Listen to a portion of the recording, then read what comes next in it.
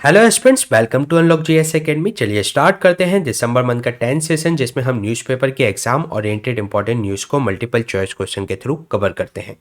तो चलिए देख लेते हैं आज हम कौन से टॉपिक कवर करने वाले हैं। प्रीवियस 59 टॉपिक हम प्रीवियस 9 सेशन में कवर करा चुके हैं, जिसका लिंक आपको डिस्क्रिप्शन में मिल जाएगा। आज हम चर्चा करेंगे निर्भया फंड के बारे में, देन हम जानेंगे टिकुली पेंटिंग के बारे में, रेयर डिसीजेस क्या होती हैं चर्चा करेंगे इसके बारे में, end to end encryption technology के बारे में चर्चा करेंगे, प्राइवेट मेंबर बिल को डिटेल में डिस्कस करेंगे, इंटरनेट गवर्नेंस फोरम के बारे में चर्चा करेंगे। अभी G20 डेवलपमेंट वर्किंग ग्रुप की अभी बैठक स्टार्ट हुई है, तो चर्चा करेंगे इसके बारे में। चलिए स्टार्ट करते हैं आज का इंपॉर्टेंट सेशन। ये क्वेश्चन आपका निर्भया फंड से संबंधित है, जिसके रिगार्डिंग आपको दो स्टेटमेंट दिए गए हैं। फर्स्ट स्टेटमेंट में आपसे कहा गया है कि ये एक नॉन लैप्सेबल कॉर्पस फंड है जो कि इस्टेब्लिश किया गया है मिनिस्ट्री ऑफ होम अफेयर्स के अंतर्गत, और इसका जो इम्प्लीमेंटेशन का जो उद्देश्य है कि वह वुमेन की सिक्योरिटी एंड सेफ्टी को इन्हेंस कर सके। सेकेंड स्टेटमेंट में कहा गया है कि जो इंटीग्रेटेड इमरजेंसी रिस्पांस मैनेजमेंट जो सिस्टम है जो कि इस फंड के अंतर्गत इस्टेब्लिश किया गया है, उसका उद्देश्य है कि round the clock security provide कराए वुमेन पैसेंजर्स को in all the railway stations. तो इसमें आपको करेक्ट स्टेटमेंट फाइंड आउट करना है, तो चलिए देख लेते हैं इसका आंसर। इसमें जो फर्स्ट स्टेटमेंट में बात की गई है कि ये एक नॉन लैप्सेबल कॉर्पस फंड है, लेकिन ये इस्टेब्लिश किया गया है मिनिस्ट्री ऑफ होम अफेयर्स के अंतर्गत नहीं, बल्कि ये इस्टेब्लिश किया गया है फाइनेंस मिनिस्ट्री के अंतर्गत। इसके अलावा इसका जो उद्देश्य है कि वुमेन की सेफ्टी एंड सिक्योरिटी को इन्हेंस करना, तो ये स्टेटमेंट इसके अंतर्गत रॉन्ग हो जाएगा। सेकेंड स्टेटमेंट में जो बात की गई है कि जो इंटीग्रेटेड इमरजेंसी जो रिस्पांस मैनेजमेंट सिस्टम है जो कि इस फंड के अंतर्गत इस्टेब्लिश किया गया है, उसका उद्देश्य यह है कि round the clock security provide कराना, मतलब 24/7 सिक्योरिटी प्रोवाइड कराना वुमेन पैसेंजर्स को इन ऑल रेलवे स्टेशंस। तो ये इसके अंतर्गत करेक्ट स्टेटमेंट है, इसलिए इसका जो आंसर हो जाएगा B2 ओनली। चलिए जान लेते हैं ये अभी चर्चा में क्यों है। अभी जो union minister women and child development जो मिनिस्टर हैं, उन्होंने कहा है कि जो गवर्नमेंट सेटअप करेगी 1000 ऑफ जो फास्ट ट्रैक कोर्ट्स हैं इस फंड के द्वारा इनको इस्टेब्लिश किए जाएंगे।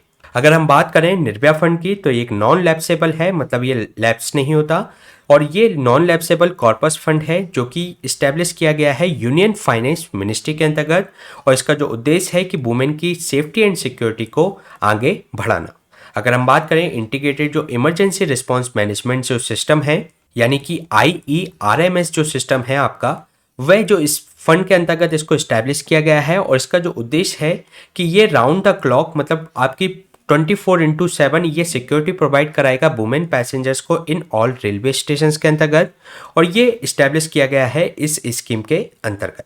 इसके अलावा इसके अंतर्गत और भी स्कीम्स इसमें स्थापित की गई हैं, जैसे कि सेंट्रल विक्टिम कंपेंसेशन स्कीम, एक और स्कीम है इमरजेंसी रिस्पांस सपोर्ट सिस्टम। तो इसके अंतर्गत जो निर्भया फंड के अंतर्गत ये स्कीम इस्टेब्लिश की गई है। तो ये क्वेश्चन हमने डिस्कस किया, इसमें ध्यान रखिएगा, इसमें कंफ्यूजन हो सकता है कि ये जो फंड है निर्भया फंड, ये आपका नॉन लैप्सेबल फंड है और यूनियन फाइनेंस मिनिस्ट्री के अंतर्गत आता है। तो ये क्वेश्चन हमने डिस्कस किया निर्भया फंड से संबंधित। चलिए चलते हैं नेक्स्ट क्वेश्चन पे। नेक्स्ट क्वेश्चन है आपका टिकुली पेंटिंग से संबंधित, जिसके रिगार्डिंग आपको 3 स्टेटमेंट दिए गए हैं। फर्स्ट स्टेटमेंट में आपसे कहा गया है कि टिकुली यानी कि इसका मतलब है बिंदीस। तो इस पेंटिंग का ये टाइप है, जिसमें हैंड पेंटिंग का एक टाइप है जिसका ओरिजिन महाराष्ट्र में हुआ है। सेकंड में कहा गया है कि जो टिकुली पेंटिंग है ये यूज करता है हार्डबोर्ड को, और इसको कट किया जाता है वेरियस शेप्स में, कई शेप्स में इसको काटा जाता है। थर्ड स्टेटमेंट में कहा गया है कि इसके अंतर्गत यूज किया जाता है इनेमल जो पेंट होता है, और विद इसके अंतर्गत जो अलंकरण जो किया जाता है वह गोल्ड फॉइल्स और ज्वेल्स का इसके अंतर्गत अलंकरण किया जाता है। तो इसमें आपको करेक्ट आंसर फाइंड आउट करना है, तो चलिए देख लेते हैं इसका आंसर। इसमें जो फर्स्ट स्टेटमेंट में बात की गई है कि जो टिकुली जिसका मतलब होता है बिंदीज, तो ये इस जो पेंटिंग है टाइप ऑफ जो हैंड पेंटिंग का एक टाइप है। इसका जो ओरिजिन हुआ है महाराष्ट्र में नहीं, इसका जो ओरिजिन हुआ है आपका पटना बिहार के अंतर्गत। तो ये इसके अंतर्गत रॉन्ग स्टेटमेंट हो जाएगा। सेकेंड स्टेटमेंट में जो बात की गई है कि जो टिकुली पेंटिंग है ये उपयोग करता है हार्डबोर्ड का, और इसको काटा जाता है कई सारे शेप्स में। तो ये इसके अंतर्गत करेक्ट स्टेटमेंट है। थर्ड स्टेटमेंट में जो कहा गया है कि इसमें एम्बेलिशमेंट यानी कि अलंकरण होता है इनेमल पेंट के साथ गोल्ड फॉइल्स और ज्वेलरी का, तो ये भी इसके अंतर्गत करेक्ट स्टेटमेंट है, इसलिए इसका जो आंसर हो जाएगा C2 and 3 ओनली। चलिए जान लेते हैं इसके बारे में। अभी जो तिकुली, जिसका मीनिंग होता है बिंदीस, ये पेंटिंग है, ये एक हैंड पेंटिंग का एक टाइप है जिसका ओरिजिन हुआ है पटना, बिहार में। इसका अंतर्गत ये मानी जाती है कि लगभग ये 800 ईयर ओल्ड है। तिकुली पेंटिंग की अगर बात करें तो ये हार्ड बोर्ड का यूज करता है और जिसको वेरियस शेप्स में काटा जाता है, जैसे कि स्क्वायर के शेप में या आपके सर्कुलर शेप में। अगर पहले हम बात करें तो इसको इसमें ग्लास यूज किया जाता था और इसको जो संरक्षण प्राप्त था, रॉयल संरक्षण इसको प्राप्त था। लगभग जैसे मुगल्स के द्वारा भी इसको संरक्षण दिया गया। इसके अलावा इसके अंतर्गत इनेमल पेंट्स का यूज किया जाता है और साथ ही साथ गोल्ड फॉइल और ज्वेलरी का इसमें अलंकरण के लिए उपयोग किया जाता है। इसके अंतर्गत जो मधुबनी जो मोटिव्स होते हैं इस पेंटिंग के अंतर्गत यूज किए जाते हैं। तो इसके अंतर्गत जो मधुबनी के जो मूल भाव होते हैं वह भी इस पेंटिंग के अंतर्गत यूज किए जाते हैं। इसके अलावा अगर हम आज बात करें तो ये एक सिंबल बन चुका है वुमेन एम्पावरमेंट का, क्योंकि इसके अंतर्गत इन्वॉल्व होती है वुमेन आर्टिशियन सबसे ज़्यादा। इसके अलावा इसमें हम मधुबनी पेंटिंग के बारे में भी डिस्कस कर लेते हैं। जो मधुबनी पेंटिंग है इसका ओरिजिन मिथिला रीजन में माना जाता है, जो कि बिहार में स्थित है। ये जो पेंटिंग है एक वन ऑफ द ओल्डेस्ट और मोस्ट फेमस इंडियन आर्ट है, जो कि आपका जो प्रैक्टिस किया जाता है नेपाल में भी। कि अगर हम जड़ें देखें, इसकी जो ट्रेसेस देखें, तो मधुबनी आर्ट की ट्रेसेस हमें रामायण में देखने को मिलती हैं, जो कि इंडिया का एक बहुत बड़ा एपिक है। साथ ही साथ ये आपको मिथिला और मधुबनी आर्ट के अंतर्गत भी इसको जाना जाता है। इसके अगर हम कैरेक्टरिस्टिक्स की बात करें तो ये पेंटिंग है पॉपुलर, क्योंकि इसके अंतर्गत जो ट्राइबल जो मोटिव्स हैं, ट्राइबल का जो मूल भाव है, इसके अंतर्गत जो साथ ही इसमें ब्राइट अर्थी कलर का इसमें यूज किया जाता है, जैसे कि आपकी जो मुल्तानी मिट्टी जैसा कलर होता है इसके अंतर्गत यूज किया जाता है।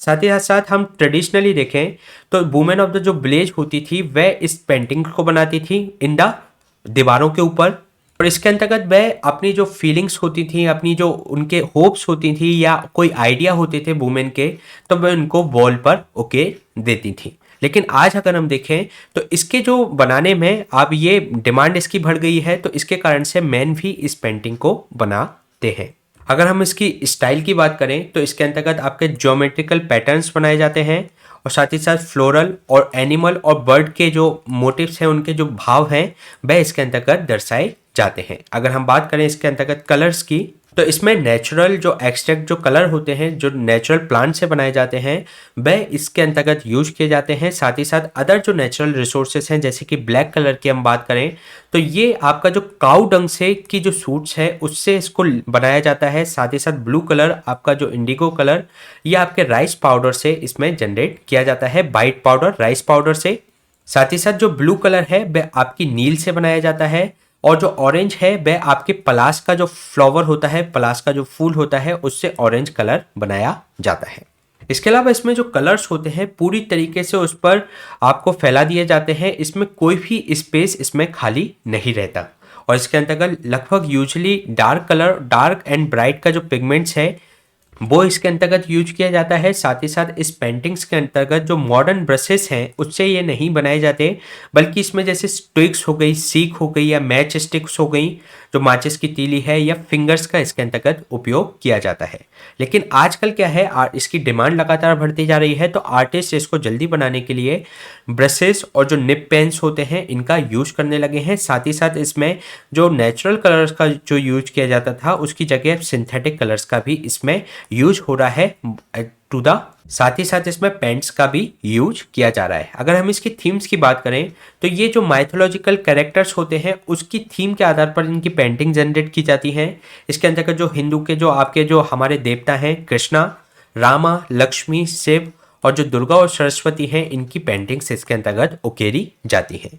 इसका जो वाइडली अगर हम पेंट किया जाता है तुलसी प्लांट से, साथ ही इसके अंतर्गत कोर्ट के सीन, वेडिंग सीन्स, इसके अंतर्गत जो भी आपकी जो सोशल जो सामाजिक जो हैपनिंग्स होती हैं उसको इसके अंतर्गत दर्शाया जाता है। साथ ही साथ इसका जो आपके जो सन एंड जो मून के जो सेंटर पीस हैं इनको भी इसके अंतर्गत इस पेंटिंग के अंतर्गत दर्शाया जाता है। तो इस पेंटिंग के बारे में आपको ध्यान रखना है, ये पटना बिहार की एक पेंटिंग है, साथ ही साथ मिथिला से ये आती है। साथ में ही इसमें जो नेचुरल कलर का यूज किया जाता है और इसमें जो हाथों की जो उंगलियों की तुलिका होती है उससे इस पेंटिंग को उकेरा जाता है। साथ ही साथ इसमें जो थीम होती है वह आपकी जो आपके कृष्णा, रामा, लक्ष्मी, इस तरीके के जो हमारे हिंदू देवता हैं उनके चित्रों को इसके अंतर्गत उकेरा जाता है। और तिकुली पेंटिंग भी ध्यान रखिएगा, वह भी पटना बिहार से आती है। ये क्वेश्चन हमने डिस्कस किया तिकुली पेंटिंग के बारे में। चलिए चलते हैं नेक्स्ट क्वेश्चन पे। नेक्स्ट क्वेश्चन आपका रेयर डिसीजेस से संबंधित है, जिसके रिगार्डिंग आपको 3 स्टेटमेंट दिए गए हैं। फर्स्ट स्टेटमेंट में आपसे कहा गया है कि जो WHO ने डिफाइन किया है रेयर डिसीज को, ये ऐसी डिसीज होती हैं जो कि आपकी एक तरीके से डिसऑर्डर है और ये लगभग 1 या 1 से कम हर 1000 पॉपुलेशन में आपको ये डिसीज देखने को मिलेगी। सेकेंड स्टेटमेंट में आपसे कहा गया है कि जो रेयर डिसीज होती है उसको एक तरीके से ऑर्फन डिसीज यानी कि अनाथ डिसीज कहा जाता है, क्योंकि जो फार्मास्यूटिकल्स जो कंपनियां होती हैं वह इसके लिए जो ड्रग को डेवलप करने के लिए तैयार नहीं होती, क्योंकि इसकी जो प्रेवलेंस होती है, जो इसकी जो आपकी प्रचलन होता है वह काफ़ी कम होता है इस रोग का। थर्ड स्टेटमेंट में आपसे कहा गया है कि मोस्ट ऑफ द जो रेयर डिसीज होती हैं, जो दुर्लभ जो बीमारी होती है वह जेनेटिक होती है। तो इसमें आपको करेक्ट आंसर फाइंड आउट करना है। तो चलिए देख लेते हैं इसका आंसर। इसमें जो फर्स्ट स्टेटमेंट में बात की गई है कि WHO ने डिफाइन की है रेयर डिसीज की डेफिनेशन को, जिसके अंतर्गत ये एक तरीके से लाइफ लॉन्ग और डिसऑर्डर होता है। इस तरीके की डिसीज होती है जो कि लगभग 1 या 1 से कम पर 1000 पॉपुलेशन में आपको देखने को मिलेगी। मतलब आपको 1 या 0.5 इसमें आपको रेशियो देखने को मिलेगा पर 1000 पॉपुलेशन के अंतर्गत। तो ये इसके अंतर्गत करेक्ट स्टेटमेंट है, क्योंकि इसके अंतर्गत जो डेफिनेशन है हर एक कंट्री में ये डेफिनेशन अलग है, लेकिन जो WHO की डेफिनेशन है वह ये डेफिनेशन है कि 1 या 1 से कम आपको पर 1000 पॉपुलेशन पर ये डिसीज देखने को मिलेगी। सेकेंड स्टेटमेंट में कहा गया है कि जो रेयर स्टेज है, रेयर जो डिसीज है, ये ऑर्फन डिसीज के रूप में जानी जाती है, क्योंकि जो फार्मास्यूटिकल जो कंपनीज होती हैं ये चूंकि ये डिसीज रेयर होती है, उसकी लो प्रेवलेंस होती है, जिसके कारण से वह उसके लिए दवाई बनाने के लिए तैयार नहीं होते। तो ये इसलिए इसको ऑर्फन डिसीज भी कहा जाता है। तो ये करेक्ट स्टेटमेंट है। थर्ड स्टेटमेंट में कहा गया है कि ये एक रेयर डिसीज और ये जो डिसीज होती हैं जेनेटिक होती हैं, यानी कि ये आनुवांशिक बीमारियां होती हैं। तो लगभग 80% जो रेयर डिसीज होती हैं वह अधिकांशतः जेनेटिक होती है। तो इसमें तीनों ही स्टेटमेंट इसके अंतर्गत करेक्ट हैं, इसलिए इसका आंसर हो जाएगा D 1, 2 and 3। चलिए जान लेते हैं अभी चर्चा में क्यों है। अभी राज्यसभा के एक MP ने हाईलाइट किया कि अर्जेंसी है कि आपके जो सेंटर ऑफ एक्सीलेंस है, जो कि आपकी NPRD जो पॉलिसी बनाई गई है 2017 की, उसके अंतर्गत जो सेंटर ऑफ एक्सीलेंस स्थापित किए जाने हैं वह अभी पेशेंट्स को बेनिफिट पहुंचाने में अभी सक्षम नहीं हो पाए हैं।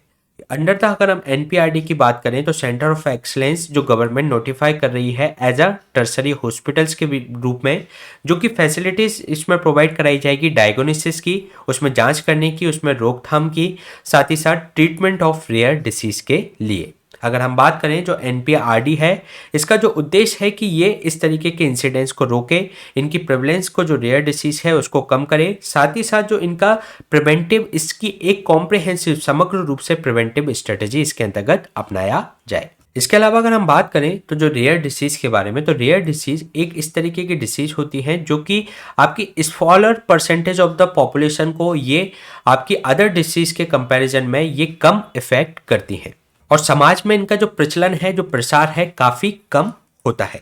अगर हम बात करें इसके लिए कोई यूनिवर्सली डेफिनेशन इसके अंतर्गत नहीं बनाई गई है रेयर डिसीज की। अगर हम इसके अंतर्गत जो USA की डेफिनेशन है उसकी बात करें तो ये उस तरीके की डिसीज होती है जो कि आपकी लगभग 2 लाख पीपल्स में ये काफ़ी कम होती है। इसके अलावा ये जो डेफिनेशन है ये एक्सेप्ट की गई है national organization for rare disorder है इंडिया के अंतर्गत NORD, तो उसके अंतर्गत ये वाली जो डेफिनेशन है वह एक्सेप्ट की गई है। इसके अलावा जो रेयर डिसीजेस होती हैं उनको आपकी एक तरीके से ऑर्फन डिसीज या अनाथ डिसीज कहा जाता है, क्योंकि इसमें जो फार्मास्यूटिकल जो कंपनियां होती हैं वह इसके लिए, क्योंकि इसकी प्रेवलेंस काफ़ी कम होती है, तो इसके लिए ड्रग बनाने के लिए वह तैयार नहीं होती, क्योंकि उनकी प्रॉफिटेबिलिटी नहीं होगी, क्योंकि इतनी डिमांड नहीं है उस दवा की। तो इसके कारण से ये एक तरीके से ऑर्फन डिसीज कही जाती है। अगर हम बात करें कि ये इसमें इसमें जो डिफरेंट हर एक कंट्री की डिफरेंट डेफिनेशंस हैं, जिसके अंतर्गत इसको रेयर डिसीज की अगर हम बात करें तो यूरोपियन यूनियन में जो रेयर डिसीज है ये आपके less than 1% in the 2000 people के अंतर्गत, तो ये यूरोपियन यूनियन के द्वारा माना जाता है। साथ ही साथ जो वर्ल्ड हेल्थ ऑर्गेनाइजेशन की जिसमें हमने बात की, इसमें 1 और लेस पर 1000 पॉपुलेशन है। यूरोपियन यूनियन मान रहा है 2000 पॉपुलेशन पे, जबकि WHO मानता है 1000 पॉपुलेशन पे। इस तरीके का एस्टिमेशन है कि लगभग 7000 से ज़्यादा रेयर डिसीजेस हैं, और जो मोस्ट ऑफ द जो रेयर डिसीज हैं लगभग 80% आपकी जेनेटिक होती हैं, जिससे कि ये जो नंबर ऑफ चिल्ड्रंस हैं उनको सबसे ज़्यादा इफेक्ट करती हैं। कुछ ऐसी रेयर डिसीज हैं जो कि आपकी एक पीढ़ी से दूसरी पीढ़ी में ट्रांसफर नहीं होती, इनहेरिटेड नहीं होती, जैसे कि आपके रेयर जो कैंसर्स हैं, या सम जो ऑटो इम्यून जो डिसीज होती हैं, या इन्फेक्शियस जो ट्रॉपिकल डिसीज होती हैं, वह एक पीढ़ी से दूसरी पीढ़ी में ये ट्रांसफ़र नहीं होती। लेकिन इसका अनफॉर्चुनेटली इसका ये एक ड्रॉबैक है कि इनका कोई treatment in many of the rare disease का जो 7000 की हमने बात की, तो इनका कई ट्रीटमेंट इसमें नहीं है। इसके अलावा अगर हम बात करें, national policy of rare disease बनाई गई है भारत सरकार के द्वारा, तो इसमें क्लासिफिकेशन किया गया है डिसीजेस का इन 3 ग्रुप में। ग्रुप 1 की अगर हम बात करें तो जो इस तरीके के डिसऑर्डर इसके अंतर्गत शामिल हैं जो कि एक 1 टाइम उनको क्यूरेटिव या मतलब उसको ट्रीटमेंट किया जा सकता है। अगर किसी पेशेंट को 1 टाइम ट्रीटमेंट दे दिया जाए तो वह उससे ट्रीट हो जाएगा। लेकिन जो ग्रुप 2 में वे डिसीज आती हैं जिनको लॉन्ग टर्म और लाइफ लॉन्ग ट्रीटमेंट की आवश्यकता होती है, और लेकिन इनकी जो कॉस्ट होती है वह रिलेटिवली लोअर कॉस्ट होती है इन डिसीजेस की, लेकिन इनको रिक्वायरमेंट होती है लॉन्ग टर्म और लाइफ लॉन्ग ट्रीटमेंट की। इसके अलावा जो ग्रुप 3 में वे डिसीज आती हैं जिसके अंतर्गत एक डेफिनेटिव जो ट्रीटमेंट है वह अवेलेबल होता है, लेकिन इसके अंतर्गत संकट यह है कि आप ऑप्टिमल जो पेशेंट है उसका सिलेक्शन किस तरीके से करेंगे बेनिफिट्स के लिए, क्योंकि इसकी जो कॉस्ट होती है वेरी हाई कॉस्ट होती है और इसमें लाइफ लॉन्ग थेरेपी की आवश्यकता होती है। इस तरीके से नेशनल पॉलिसी ऑफ जो रेयर डिसीज है उसने 3 ग्रुप्स में इनको बांटा है। अगर हम बात करें, गवर्नमेंट सपोर्ट करती है इसके ट्रीटमेंट के लिए। फाइनेंशियल जो सपोर्ट है अंडर द जो अम्ब्रेला स्कीम है, राष्ट्रीय आरोग्य निधि जो स्कीम है, उसमें जो सेंट्रल गवर्नमेंट ट्रीटमेंट करती है ग्रुप 1 डिसीजेस के लिए। इसके अलावा राज्य सरकार भी इसके अंतर्गत जो कंसीडर कर सकती है कि वह सपोर्ट करे पेशेंट को, जो कि लिस्ट है जो ग्रुप 2 के अंतर्गत जो लिस्ट है उसके अंतर्गत जो रेयर डिसीज शामिल है उनके लिए। अगर हम बात करें इसके रोकथाम की ना डिफरेंट लेवल की, तो प्राइमरी प्रिवेंशन इसके अंतर्गत ये हो सकता है कि जो बर्थ है वह जो अफेक्टेड जो चाइल्ड की है उसकी बर्थ को रोका जाए, या उसके बर्थ के समय ही उस डिसीज को क्योर किया जाए। सेकेंडरी स्टेज पे क्या किया जाए कि उस तरीके के अगर अफेक्टेड जो फोइटस है गर्भ में ही अगर उस डिसीज की पहचान कर ली जाती है तो ऐसे चाइल्ड को बर्थ देने के से रोका जाए। टर्सरी लेवल पे ये किया जा सकता है कि जो मेडिकल रिहैबिलिटेशन है, जो जिस व्यक्ति को जो डिसीज हो गई है वह उस रेयर डिसीज के लिए रिहैबिलिटेशन कराने का प्रयास किया जाए। तो ये इसके अंतर्गत डिफरेंट लेवल्स पे इसकी रोकथाम इस तरीके से की जा सकती है। तो यह हमने डिस्कस किया रेयर डिसीजेस के बारे में। चलिए चलते हैं नेक्स्ट क्वेश्चन पे। नेक्स्ट क्वेश्चन है आपका end to end encryption technology से संबंधित, जिसके रिगार्डिंग आपको 2 स्टेटमेंट दिए गए हैं। फर्स्ट स्टेटमेंट में आपसे कहा गया है कि ये जो प्रोसेस है एक एल्गोरिथम यूज करती है जिसके अंतर्गत जो स्टैंडर्ड जो टेक्स्ट होता है वह अनरीडेबल फॉर्मेट में चेंज हो जाता है, और इसको ये केवल उसके द्वारा किया जा सकता है जिसके पास इसको डिक्रिप्ट करने की होती है। सेकेंड स्टेटमेंट में आपसे कहा गया है कि ये ऐसी टेक्नोलॉजी है जो कि प्रोटेक्ट करती है मेटा डेटा।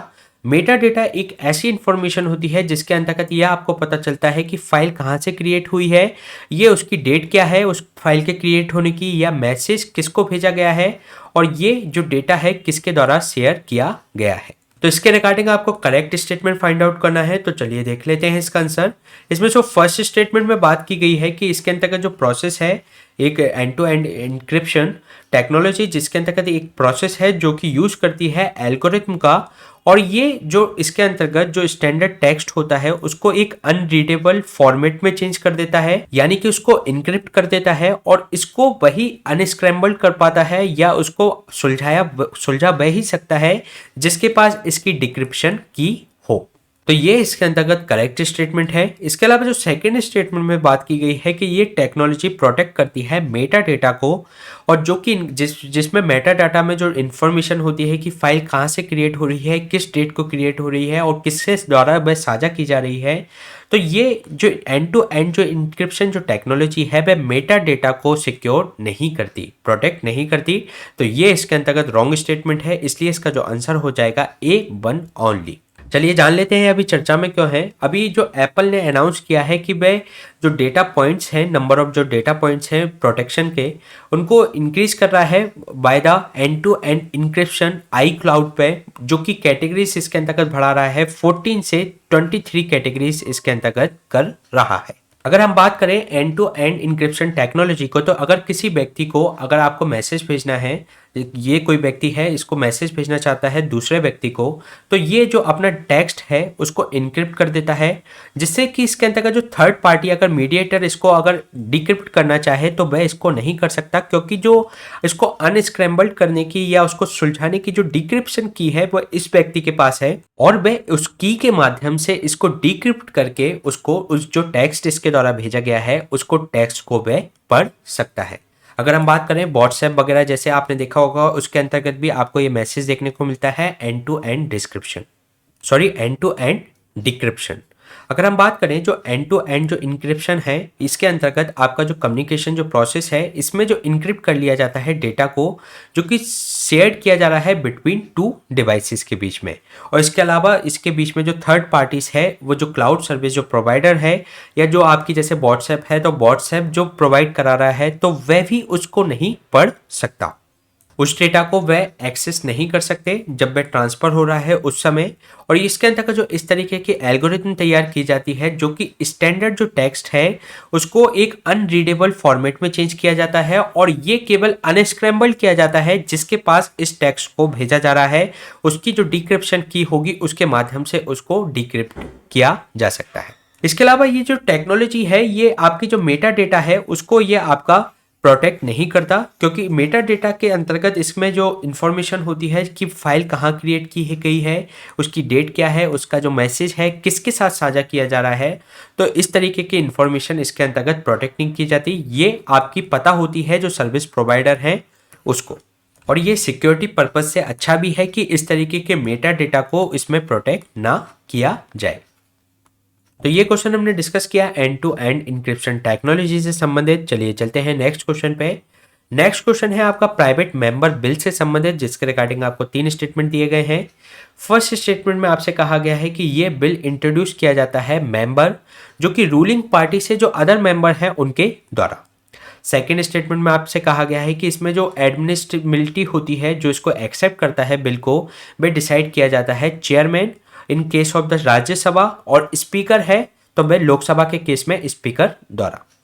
थर्ड स्टेटमेंट में आपसे कहा गया है कि कोई भी तरीके का प्राइवेट मेंबर बिल अभी तक पास नहीं हुआ है सिंस इंडिपेंडेंस से। तो इसमें आपको करेक्ट स्टेटमेंट फाइंड आउट करना है, तो चलिए देख लेते हैं इसका आंसर। इसमें जो फर्स्ट स्टेटमेंट में बात की गई है कि ये जो बिल है इंट्रोड्यूस किया जाता है जो मेंबर है अदर देन रूलिंग पार्टी, तो इसमें ऐसा नहीं होता। जो अगर मिनिस्टर्स जो इसके अंतर्गत हैं, जैसे कि हम बात करते हैं जो 15% जो मिनिस्टर का कॉन्सेप्ट है, तो उसके अंतर्गत जो मिनिस्टर्स होते हैं उन मिनिस्टर्स के अलावा कोई अगर रूलिंग पार्टी का एमपी भी उस बिल को प्रोड्यूस कर रहा है, इंट्रोड्यूस कर रहा है, तो वह भी उसके अंतर्गत कहा जाएगा प्राइवेट मेंबर बिल। तो जो मिनिस्टर्स के अलावा जो बिल इंट्रोड्यूस करता है तो उसको क्या कहा जाता है, प्राइवेट मेंबर बिल। और जो इसमें इसलिए ये रॉन्ग स्टेटमेंट हो जाएगा। सेकंड स्टेटमेंट में जो बात की गई है कि जो एडमिनिस्ट्रेबिलिटी है जो बिल की, वह डिसाइड किया जाएगी chairman in the case of Rajya Sabha, और लोकसभा के केस में वह की जाएगी स्पीकर के द्वारा। तो ये इसके अंतर्गत करेक्ट स्टेटमेंट है। सेकेंड स्टेटमेंट में जो बात की गई है कि अभी तक ऐसा सिंस इंडिपेंडेंस से ऐसा कोई प्राइवेट मेंबर बिल पारित नहीं हुआ है, तो ये इसके अंतर्गत रॉन्ग स्टेटमेंट है। 1970 में लास्ट जो प्राइवेट मेंबर बिल है वह पारित हुआ था। हाँ, 1970 के बाद आज तक कोई प्राइवेट मेंबर बिल पारित नहीं हो पाया है, तो इसका जो आंसर हो जाएगा B2 ओनली। चलिए जान लेते हैं अभी ये चर्चा में क्यों है। एक प्राइवेट मेंबर बिल लेकर आए हैं जिसमें ये कहा गया है कि जो चीफ इलेक्शन कमिश्नर की जो अपॉइंटमेंट है उसकी जो PM लेड सिलेक्शन कमेटी उसके अंतर्गत निर्धारित की जाए।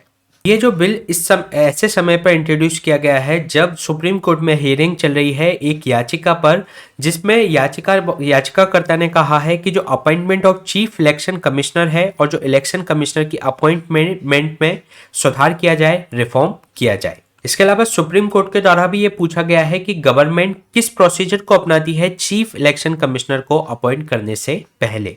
जो इनको किस तरीके के लॉ के द्वारा रेगुलेट किया जाता है appointment of chief election commissioner और इलेक्शन कमिश्नर को, क्योंकि इस तरीके का कोई लॉ नहीं है आज तक कि इनके जो रेगुलेट कर सके appointment of chief election commissioner और इलेक्शन कमिश्नर को। अगर हम बात करें इनकी जो अपॉइंटमेंट के बारे में, तो 324 सब क्लॉज 2 के अंतर्गत दिया गया है कि जो प्रेसिडेंट के पास ये पावर है कि वे अपॉइंट करे चीफ इलेक्शन कमिश्नर और इलेक्शन कमिश्नर्स को, और जो प्रेसिडेंट है वह एक्ट करता है एडवाइस ऑफ प्राइम मिनिस्टर, साथ ही साथ काउंसिल ऑफ मिनिस्टर की एडवाइस पर, जिसके अंतर्गत ये अपॉइंटमेंट किया जाता है। इसके अंतर्गत जो भी आपके जो प्रोविजंस हैं एनी लॉ जो कि बिहाफ ऑफ द पार्लियामेंट बनाए गए हैं, वे इसके अंतर्गत अपॉइंटमेंट चीफ इलेक्शन कमिश्नर और इलेक्शन कमिश्नर की करते हैं। अगर हम बात करें जो इशू क्या है अपॉइंटमेंट और रिमूवल से संबंधित चीफ इलेक्शन कमिश्नर और इलेक्शन कमिश्नर का, क्योंकि इसमें जो अपॉइंटमेंट की जाती है ये सोलली आपके एग्जीक्यूटिव के द्वारा की जाती है, क्योंकि इसमें काउंसिल ऑफ मिनिस्टर और पीएम के द्वारा इसकी जो सिफारिश की जाती है तो पूरी तरीके से एग्जीक्यूटिव पर निर्भर है, जिसके कारण से जो रूलिंग पार्टी है एक तरीके से उसका डिस्क्रिशन हो जाता है किसी भी चीफ इलेक्शन कमिश्नर और जो आपके इलेक्शन कमिश्नर है उनकी अपॉइंटमेंट में।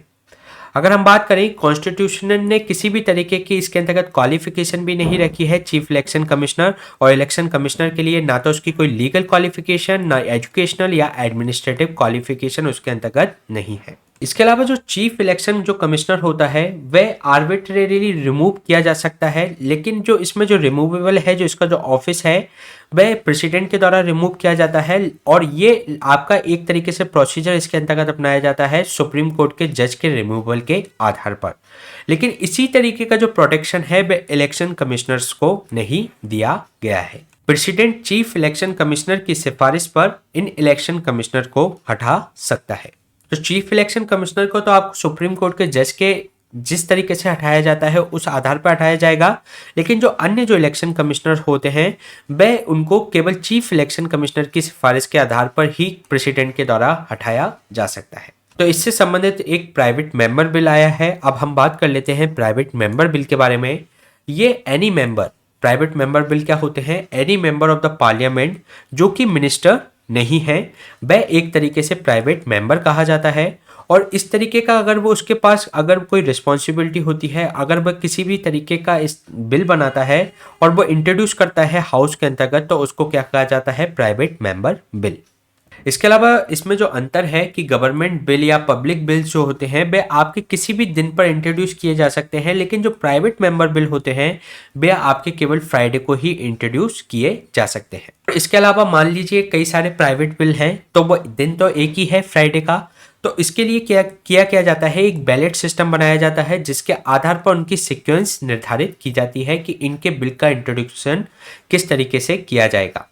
इसके अलावा ये जो पार्लियामेंट्री कमेटी और जो प्राइवेट मेंबर बिल होती है उसमें जो रिजोल्यूशन है इस सच बिल से संबंधित उनको क्लासिफाई किया जाता है, उनकी अर्जेंसी और इम्पोर्टेंस के आधार पर उनको क्रम उनका निर्धारित किया जाता है कि किस बिल को पहले लाया जाएगा और किसको बाद में। साथ ही साथ इसका जो रिजेक्शन है हाउस के, इसमें कोई भी इम्प्लीकेशन नहीं आती है, किसी भी तरीके का पार्लियामेंट्री कॉन्फिडेंस इसके अंतर्गत भंग नहीं होता है, ना ही किसी गवर्नमेंट को इसके अंतर्गत जैसे नो कॉन्फिडेंस मोशन में होता है कि गवर्नमेंट को रेजिग्नेशन देना पड़ जाता है, तो उस तरीके का ऐसा का रिजेक्शन हो जाता है प्राइवेट मेंबर बिल का, तो इस पर गवर्नमेंट पे कोई फर्क नहीं पड़ता। अगर हम बात करें इसके डिस्कशन की, तो जो मेंबर है तो इसमें जो कंक्लूजन निकलता है डिस्कशन का, तो उसके आधार पर या तो ये उसके कंसर्न मिनिस्टर्स के द्वारा भी लाया जा सकता है, उसको दिया जा सकता है, या उसके लिए एक तरीके से आगे का पैसेज तैयार कर दिया जाता है।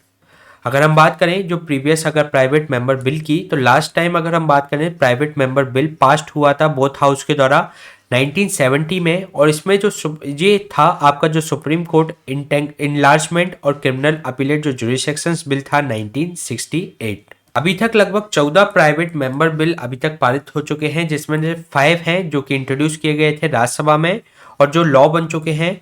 साथ ही साथ जो ये आपके सम अदर जो प्राइवेट मेंबर बिल हैं ये भी एक तरीके से लॉ बन चुके हैं, जिसके अंतर्गत procedure of legislature protection of publication bill 1956 Lok Sabha. साथ ही साथ ये भी कुछ इसके अंतर्गत बिल हैं जो कि इंट्रोड्यूस किए गए थे प्राइवेट मेंबर बिल के रूप में। और ऐसा अगर आपसे कहे कि किसी भी तरीके का प्राइवेट मेंबर बिल आज तक इंडिपेंडेंस से आज तक कभी लागू नहीं हुआ, तो अभी तक 14 प्राइवेट मेंबर बिल इसमें लागू हो चुके हैं। अगर हम बात करें दोनों के बीच में पब्लिक बिल और प्राइवेट बिल के बारे में, तो ये इंट्रोड्यूस किया जाता है पार्लियामेंट बाय द मिनिस्टर के द्वारा, तो वो पब्लिक बिल कहा जाता है। और अदर देन द मिनिस्टर अगर कोई भी एमपी करता है तो वो कहलाता है प्राइवेट मेंबर बिल। ये आपकी गवर्नमेंट की पॉलिसीज को बताता है, रूलिंग पार्टी की पॉलिसीज को बताता है। साथ ही साथ ये एक तरीके से रिफ्लेक्ट करता है, अगर वो अपोजिशन पार्टी के द्वारा दिया गया है तो वो एक तरीके से जो पब्लिक मैटर्स हैं या जो अपोजिंग जो पार्टी है उसके एक तरीके से स्टैंड को बताता है। इसके अलावा जो पब्लिक बिल होता है इसका ग्रेटर चांस होता है कि वह अप्रूव किया जाए इसके लिए, और जो प्राइवेट मेंबर बिल होता है इसका लेसर चांस होता है कि अगर उनको पारित ही करना होगा तो वह मिनिस्टर के द्वारा ले लिया जाता है वह बिल, और मिनिस्टर के द्वारा उसको पारित करवाया जाता है। तो इसका लेसर चांस होता है पारित होने का। साथ ही साथ अगर पब्लिक बिल का रिजेक्शन हो जाता है तो एक तरीके से सरकार पर दबाव बन जाता है कि वह उस बिल को संसद में पारित नहीं करा पाई, तो इस तरीके से उसके कॉन्फिडेंस पे सवाल उठ जाता है संसद के अंतर्गत, तो उसको इसका रेजिग्नेशन भी देना पड़ सकता है।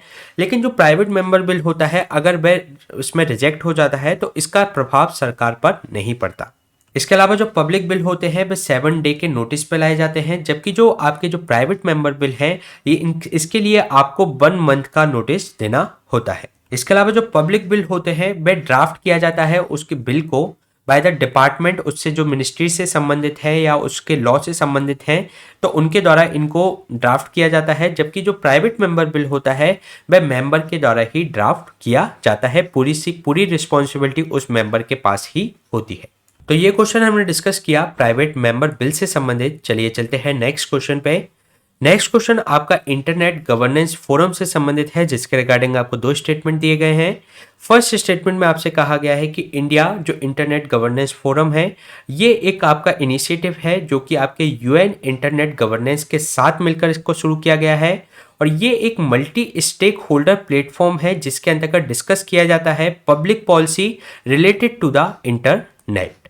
सेकेंड स्टेटमेंट में आपसे कहा गया है कि इसके अंतर्गत इंक्लूड होता है फिजिकल इंफ्रास्ट्रक्चर लेयर, कोड और लॉजिकल लेयर, और साथ ही साथ कंटेंट लेयर और साथ ही साथ सिक्योरिटी इसके अंतर्गत शामिल होती है। तो इसमें आपको करेक्ट स्टेटमेंट फाइंड आउट करना है। तो चलिए देख लेते हैं इसका आंसर। इसमें जो फर्स्ट स्टेटमेंट में बात की गई है कि जो इंडिया इंटरनेट गवर्नेंस फोरम है ये एक इनिशिएटिव है India UN internet governance forum के साथ मिलकर, और ये एक मल्टी स्टेक होल्डर प्लेटफॉर्म है जो कि डिस्कस करता है पब्लिक पॉलिसी इशू को रिलेटेड टू द इंटरनेट। तो ये इसके अंतर्गत करेक्ट स्टेटमेंट है। इसके अलावा जो सेकंड स्टेटमेंट में बात की गई है कि ये इंक्लूड करता है आपका जो फिजिकल इंफ्रास्ट्रक्चर, साथ ही साथ इससे संबंधित लेयर, कोड और जो लॉजिकल लेयर और कंटेंट लेयर, साथ ही साथ सिक्योरिटी, तो ये भी इसके अंतर्गत करेक्ट स्टेटमेंट है, इसलिए इसका जो आंसर हो जाएगा बोथ 1 और 2। चलिए जान लेते हैं अभी चर्चा में क्यों है। इंडिया का जो IGF जो इनिशिएटिव है ये एसोसिएटेड है यूएन इंटरनेट गवर्नेंस फोरम के द्वारा, और ये आपका जो मल्टी स्टेक होल्डर प्लेटफॉर्म है जो कि आपके इंटरनेट से संबंधित पॉलिसी इश्यूज जो होते हैं उनको डिस्कस करता है। साथ ही साथ जो इंटरनेट गवर्नेंस है ये डेवलपमेंट और जो एप्लीकेशन है ये गवर्नमेंट के द्वारा बनाया गया है, प्राइवेट सेक्टर भी इसमें शामिल है, साथ ही साथ सिविल सोसाइटी भी इसके अंतर्गत संलग्न है। साथ ही साथ ये इनमें अपनी रेस्पेक्टिव भूमिका निभाती है और अपने जो प्रिंसिपल्स हैं, नॉर्म्स हैं, डिसीजन मेकिंग जो प्रोसीजर्स हैं वह इसके अंतर्गत यूज ऑफ द इंटरनेट को बढ़ाने के लिए ये इसके अंतर्गत डिस्कस किए जाते हैं। इसके अलावा अगर हम बात करें इसके अंतर्गत फिजिकल जो इंफ्रास्ट्रक्चर लेयर, कोड और जो लॉजिकल लेयर, जो कंटेंट लेयर ऑफ सिक्योरिटी है वह इसके अंतर्गत शामिल होती है। अगर हम बात करें इसके अंतर्गत ये आपके इन्वॉल्व होता है IP एड्रेसिंग, डोमेन नेम जो सिस्टम्स होते हैं, DNS, राउटिंग, टेक्निकल इनोवेशंस, जो भी इंटरनेट से संबंधित जो टर्म्स होती हैं वह इसके अंतर्गत शामिल की जाती हैं, प्रिवेसी। इसके अलावा जो इंटरनेट गवर्नेंस है ये आज काफ़ी ज़्यादा सिग्निफिकेंट हो चुका है, क्योंकि इंटरनेट का जो पोटेंशियल है वह एक तरीके से सस्टेनेबल जो ह्यूमन डेवलपमेंट है और उसकी जो बिल्डिंग है, इसके अलावा जो इंक्लूसिव नॉलेज सोसाइटीज़ बनाने के लिए ये काफ़ी उपयोगी हो गया है। और साथ ही साथ ये एक फ्री फ्लो ऑफ इंफॉर्मेशन है, तो इसके लिए ज़रूरी हो जाता है कि इसको एक इंटरनेट गवर्नेंस इसके अंतर्गत प्रोवाइड कराया जाए। अगर हम बात करें, ये अभी कोई सिंगल ऑर्गेनाइजेशन इसको कंट्रोल करने वाली नहीं है इंटरनेट को। जो मेजर एक्टर्स हैं जिसके अंतर्गत जो इंटरनेट कॉरपोरेशन है, जिसको आपको कहा जाता है आईकैन के नाम से इसको जाना जाता है।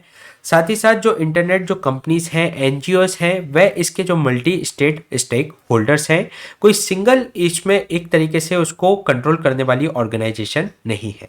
इंडिया ने भी इसमें सपोर्ट करती है मल्टी स्टेक होल्डर्स अप्रोच के अंतर्गत, जो भी इंटरनेट गवर्नेंस के अंतर्गत होनी चाहिए, और किसी भी एक सिंगल ऑर्गेनाइजेशन का इस पर कंट्रोल नहीं होना चाहिए। तो ये क्वेश्चन हमने डिस्कस किया इंटरनेट गवर्नेंस फोरम से संबंधित। चलिए चलते हैं नेक्स्ट क्वेश्चन पे। नेक्स्ट क्वेश्चन आपका G20 डेवलपमेंट वर्किंग ग्रुप से संबंधित है, जिसके रिगार्डिंग आपको 3 स्टेटमेंट दिए गए हैं। फर्स्ट स्टेटमेंट में आपसे कहा गया है कि जो डेवलप वर्किंग जो ग्रुप है एक प्लेटफॉर्म है G20 के मेंबर कंट्रीज के अंतर्गत, जो कि एक साथ मिलकर प्रायोरिटाइज करते हैं मल्टीलेटरलिज्म, यानी कि बहुपक्षवाद को। साथ ही साथ जो डेवलपमेंट इश्यूज हैं इन आर डेवलपिंग कंट्री, विकासशील देशों में, लीस्ट डेवलप्ड कंट्रीज में या आइलैंड कंट्रीज में, तो उनके जो डेवलपमेंटल जो इश्यूज हैं उनको डिस्कस किया जाता है। सेकेंड स्टेटमेंट में कहा गया है कि जो आसियान कंसेंसस है ये अडॉप्ट किया गया है जो डेवलप वर्किंग ग्रुप है उसके द्वारा, और ये एक तरीके से प्रमोट करेगा accountability framework at the G20 summit जो कि बाली में हुई थी। DWG है ये एक इंटरेस्टेड है कि आपका जो कोऑर्डिनेट करे जो मॉनिटरिंग पॉलिसीज एक्शंस हैं जो सारी G20 कंट्रीज के अंतर्गत हैं उनके बीच में। साथ ही साथ जो यूनाइटेड नेशन का जो 2030 का जो एजेंडा है सस्टेनेबल डेवलपमेंट का, उसके साथ कोऑर्डिनेट करने का ये प्रयास करता है। तो इसके अंतर्गत आपको करेक्ट आंसर फाइंड आउट करना है। तो चलिए देख लेते हैं इसका आंसर। इसमें जो फर्स्ट स्टेटमेंट में बात की गई है कि जो डेवलप वर्किंग ग्रुप है वह एक तरीके से एक प्लेटफॉर्म है G20 मेंबर्स कंट्रीज का, जो कि एक साथ मिलकर प्रायोरिटाइज करते हैं बहुपक्षवाद को। साथ ही साथ ये जो डेवलपमेंटल इश्यूज हैं जिस विकासशील राष्ट्र में या लीस्ट डेवलपमेंट कंट्रीज या आइलैंड कंट्रीज के अंतर्गत, तो उन इश्यूज को ये डिस्कस करते हैं। तो ये इसके अंतर्गत करेक्ट स्टेटमेंट है। सेकंड स्टेटमेंट में जो बात की गई है कि जो आसियान कंसेंसस है वह G20 DWG के द्वारा इसको अडॉप्ट किया गया है, तो ये इसमें रॉन्ग स्टेटमेंट है, क्योंकि आसियान कंसेंसस इससे संबंधित नहीं है। आसियान कंसेंसस है आपका म्यांमार में जो कूप हुआ था, तो उसके खिलाफ एक तरीके से जो आसियान कंट्रीज ने जो स्ट्रेटजी बनाई थी वह एक तरीके से आसियान कंसेंसस के रूप में जाना जाता है। इसके अलावा जो DWG है एक तरीके से ये इंटरेस्ट करता है कोऑर्डिनेशन जो मॉनिटरिंग पॉलिसी है विभिन्न जो G20 कंट्रीज में, और साथ ही साथ जो आपके 2030 का जो सस्टेनेबल डेवलपमेंट जो SDG जो गोल है उसका जो एजेंडा है 2030 तक के लिए, तो उसको भी कोऑर्डिनेट करने का ये प्रयास करता है डेवलप वर्किंग ग्रुप। तो ये इसके अंतर्गत करेक्ट स्टेटमेंट हो जाएगा, इसलिए जो इसका आंसर होगा C1 and 3 ओनली। चलिए जान लेते हैं अभी चर्चा में क्यों है। जिसकी जो फर्स्ट मीटिंग अभी स्टार्ट हो गई है G20 डेवलपमेंट वर्किंग ग्रुप की, जो कि मुंबई में हो रही है, क्योंकि भारत ने 1 दिसंबर से इसकी प्रेसिडेंसी को ले लिया है, और ये अगले वर्ष तक भारत के पास ये प्रेसिडेंसी रहेगी G20 की।